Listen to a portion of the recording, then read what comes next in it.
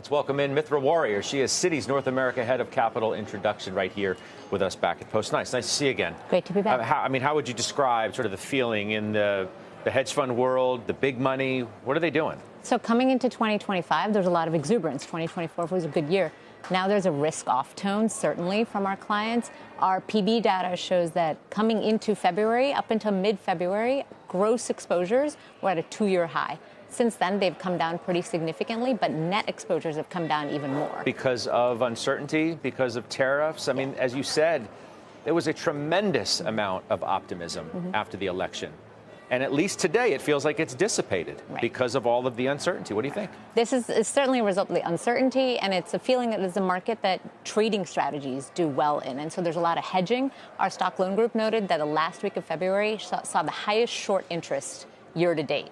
23% above average. So there's a lot of shorting, there's a lot of hedging happening, and there's a lot of trading around this uncertainty, it's a good environment for hedge funds. Maybe a better word from me would have been delayed rather than dissipated, because there still is optimism.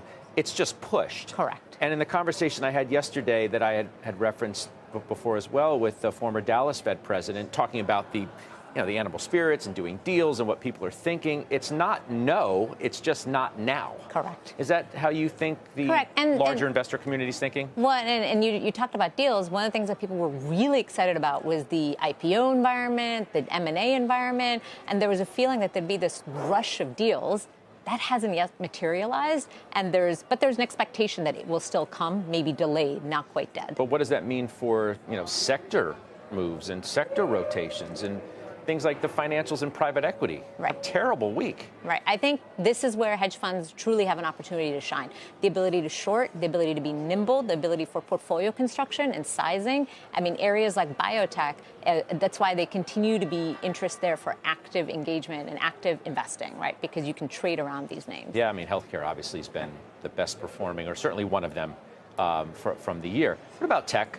I've asked our guests, obviously it's the hot topic around Wall Street. How do you see it? How are your clients looking at it? So tech, information technology was one of the most heavily sold sectors in our book that we saw in the last couple weeks, and certainly where short interest has been really high. So tech is an area where people see it as a trading-related approach. It's really hard to have a fundamental view on any given name right now, and so people are viewing that if you can be opportunistic and trade around names and trade around news, then that's a way to make money.